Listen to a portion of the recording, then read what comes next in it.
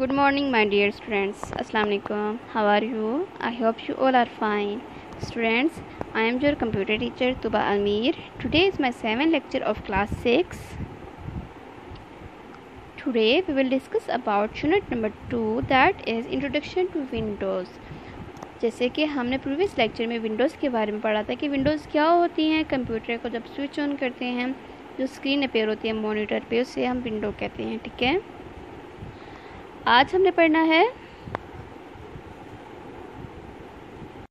Stepping into Windows. अब Windows के जो स्टेप्स हैं आज हमसे डिस्कस कर लेते हैं। द विंडो और recycle bin appears.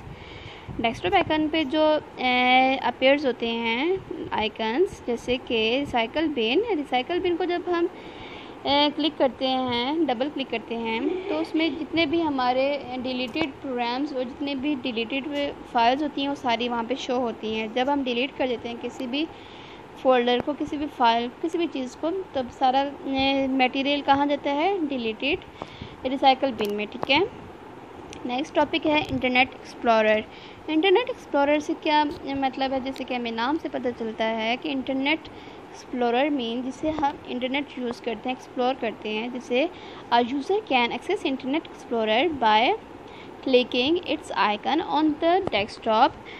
Explorer can be used to search and view information on the World Wide Web. It's mean कि जब हम इंटरनेट एक्सप्लोरर को जब डबल क्लिक करते हैं तो क्या होता है कि हमने जो चीज़ फाइंड आउट करनी होती है, हमें कोई चीज़ मटेरियल चाहिए होता है स्टडी से रिलेटेड, या कोई गेम्स या कोई मूवीज़, कुछ भी हमने सर्च आउट करना होता है, तब हम इंटरनेट एक्सप्लोरर से इजीली कर सकते हैं। ठीक है, नेक्स्ट टॉपिक है वर्किंग विद विंडोज़। अब विंडोज़ के साथ वर्किंग कैसे कर सकते हैं इसे एक बार पढ़ लेते हैं।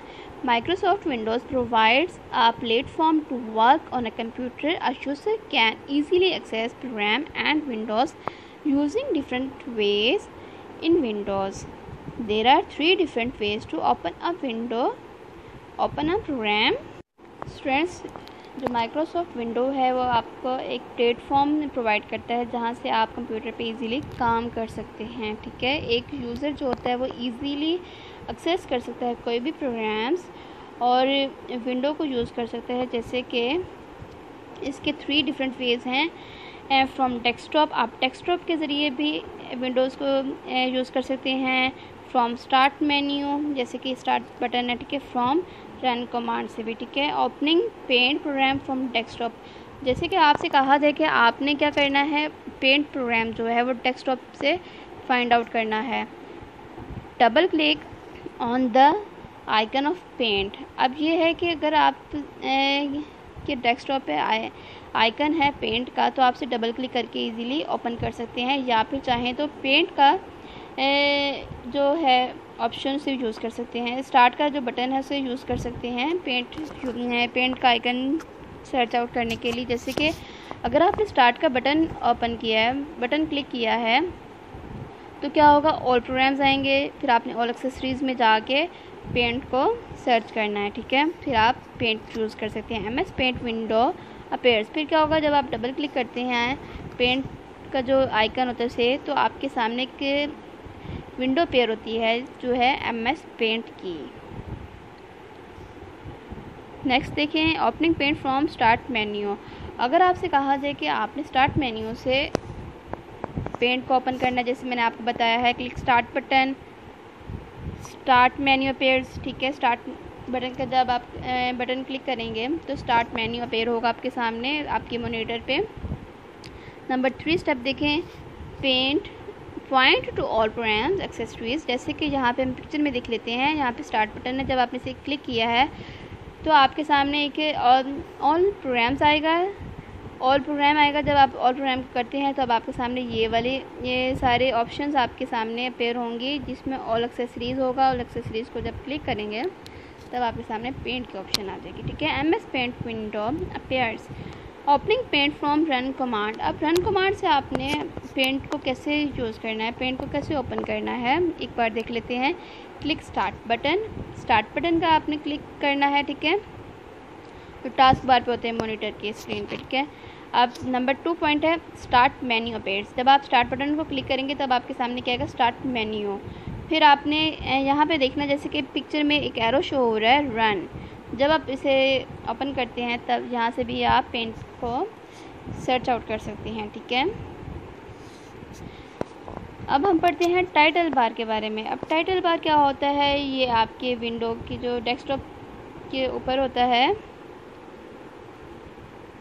जैसे कि the horizontal bar at the top of a window is known as title bar. ये जो आपकी विंडो के सामने जो सबसे ऊपर टॉप बार होती है हॉरिजॉन्टल, जिसे हम कहते हैं टाइटल बार, जिसमें तमाम टाइटल्स होते हैं, ठीक है। अब नेक्स्ट है मेन्यू बार। अब मेन्यू बार क्या होता है, the menu bar is located under the title bar. Menu bar होता है टाइटल बार की जो नीचे वाली जो बार होती है, जिसमें edit, file, view, favourite, tool and help, ये सारे मौजूद होते हैं, ठीक है।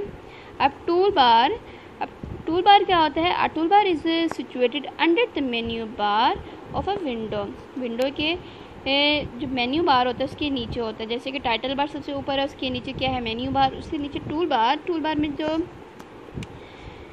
सारी टूल्स होते हैं उससे रिलेटेड, जो आपने जो भी डॉक्यूमेंट को ओपन किया है उससे रिलेटेड जितने भी टूल बार होते हैं वो आपके विंडोज़ पे शो होते हैं, ठीक है। स्टेटस बार जैसे कि status bar gives information about the window and its content. It is usually icons at the bottom of a window. Not all windows have a status bar. अब ये जो स्टेटस बार होती है ये हर window में मौजूद नहीं होती। स्टेटस बार में तमाम इंफॉर्मेशन होती है विंडो से रिलेटेड, ठीक है। स्क्रॉल बार क्या होता है, scroll bar is used to view all the contents of window vertically and horizontally appears when the contents of a window do not fit in its size.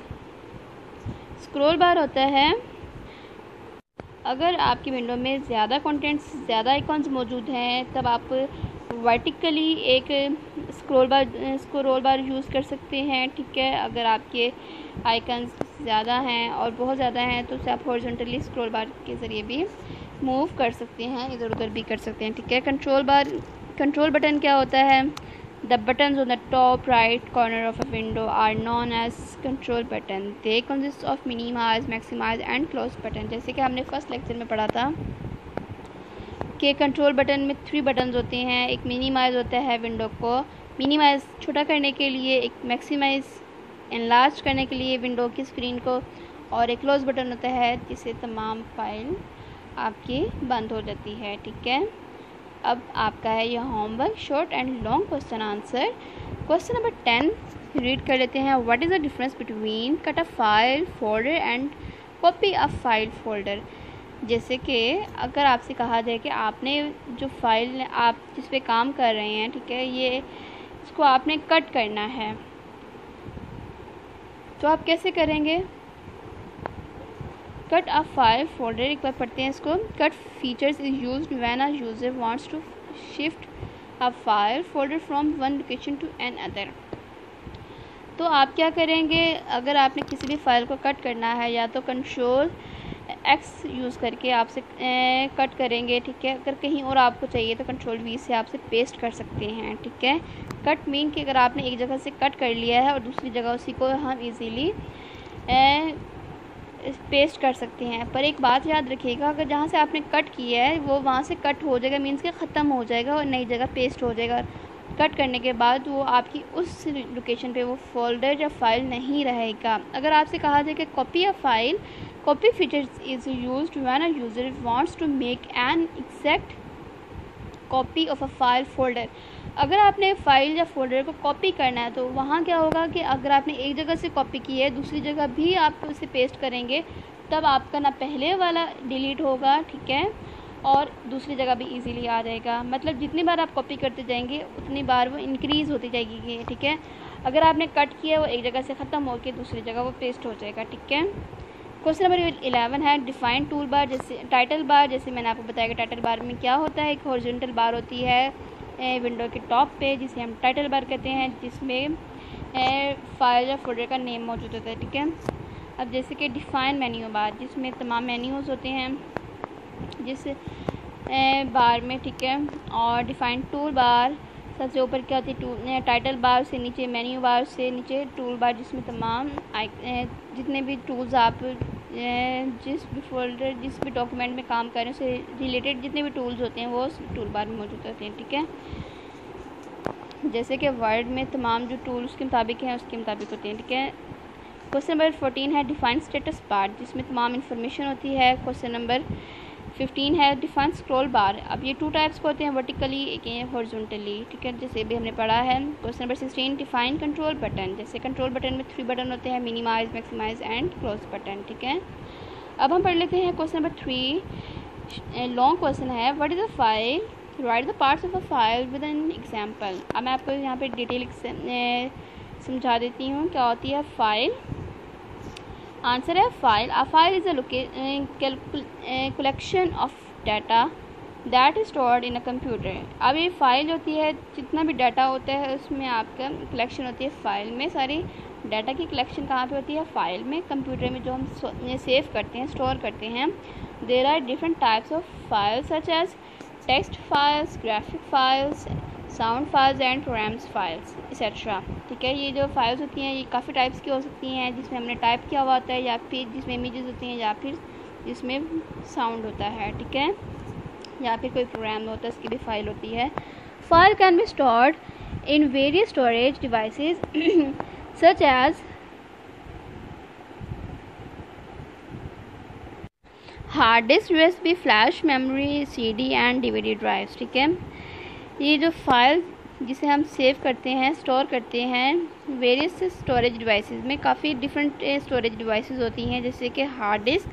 ठीक है, जो एक्सटर्नल हार्ड डिस्क होती है computer के साथ, उसमें भी हम सेव कर सकते हैं फ़ाइल को। यूएसबी फ्लैश मेमोरी, मतलब यूएसबी जो आप यूज़ करते हैं, एक डाटा एक कंप्यूटर से दूसरे कंप्यूटर में उस डाटा को इजीली ट्रांसफ़र कर सकते हैं। ठीक है, या फिर वो फाइल आप सीडी एंड डीवीडी ड्राइव में भी सेव कर सकते हैं, स्टोर कर सकते हैं। ठीक है, a file consists of 2 parts, name and type. Suppose you want to save the picture of your friend and give it a name picture.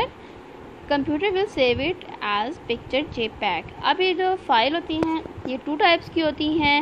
जैसे कि अगर आपने किसी फ्रेंड को अपने कोई भी पिक्चर देनी है, वो किस में आप सेव करते हैं। ठीक है, अगर आपने वो पिक्चर में की है, या फिर आप उसे चाहे तो कंप्यूटर में JPEG के तौर पे भी कर सकती हैं। जो पिक्चर है वो JPEG में भी हो सकती है। ठीक है, पिक्चर को देखिए यहाँ पे फुल नेम, फाइल नेम होता है, JPEG में फाइल एक्सटेंशन होती है। अब पिक्चर जो है वो आपकी पिक्चर होगी जो आपने सेव की हुई है।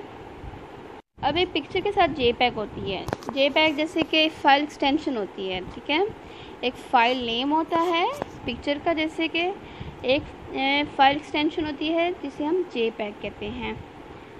अब क्वेश्चन नंबर 4 है, what is the importance of folder. अब फोल्डर की इम्पोर्टेंस क्या है, explain briefly with an example. आपने ब्रीफली छोटा सा एक्सप्लेन करना है उसे एग्जाम्पल के साथ। आंसर है इम्पोर्टेंस ऑफ अ फोल्डर। अब फोल्डर की जो इम्पोर्टेंस है, folders are like directories which can store files and other files. ये जो फोल्डर होते हैं डायरेक्टरीज की तरह होते हैं, जिसमें आप तमाम फाइल्स और फोल्डर को सेव कर सकते हैं, स्टोर कर सकते हैं। ठीक है, folders organize the data in the computer. Computer में फोल्डर जो होता है तमाम डाटा को ऑर्गेनाइज करता है। एग्जाम्पल देखते हैं, Ali is looking for his math book from a big pile of books. ठीक है, he will have to shift through the pile of books to find math book. The same thing can happen if someone does not use folders to store data। जैसे कि अली, मैं example देती हूँ आपको। अली जो है वो अपनी एक मैथ की बुक ढूंढ रहा है, बहुत ज़्यादा बुक्स रखी हुई हैं, उनमें से एक मैथ की बुक ढूंढनी है। अब उसके लिए मैथ की बुक ढूंढना बहुत ज़्यादा मुश्किल हो जाएगा, क्योंकि सारी बुक्स को पहले वो देखेगा फिर वो मैथ की बुक ढूंढेगा। बिल्कुल ऐसे ही अगर आपने कंप्यूटर पे कोई काम किया है, अगर आपने उसे ऑर्गेनाइज़ नहीं किया है, फोल्डर में प्रॉपर तरीके से नहीं लिखा है कि आपका ये डाटा, मैथ्स का सारा डाटा यहाँ पे है, इंग्लिश का डाटा यहाँ पे है, उर्दू का डाटा यहाँ पे है, अगर आप नहीं लिखते तब आपको एक चीज़ ढूंढने में बहुत ज़्यादा डिफ़िकल्टी हो सकती है। अगर आपने वही बुक्स को ऑर्गेनाइज़ किया होता तब आप इजीली वो अली जो है मैथ की बुक ढूंढ सकता था। ठीक है स्टूडेंट, अली की जो एग्जांपल है वो यहाँ पे हम देखते हैं। अली अगर चाहता तो वो अपने जो शेल्फ जो हैं, अगर वो शेल्फ़ बना लेता, shelf number 1, 2 and shelf number 3, जिसमें शेल्फ़ 1 में लिख देता कि मैथ्स बुक है, यहाँ पे कंप्यूटर की बुक है, नंबर 3 में इंग्लिश की बुक है, ठीक है। When Ali wants to look for particular book it is much easier to find books because they have been organized into several categories. Similarly, data in a computer can be organized in the same way with the help of folders.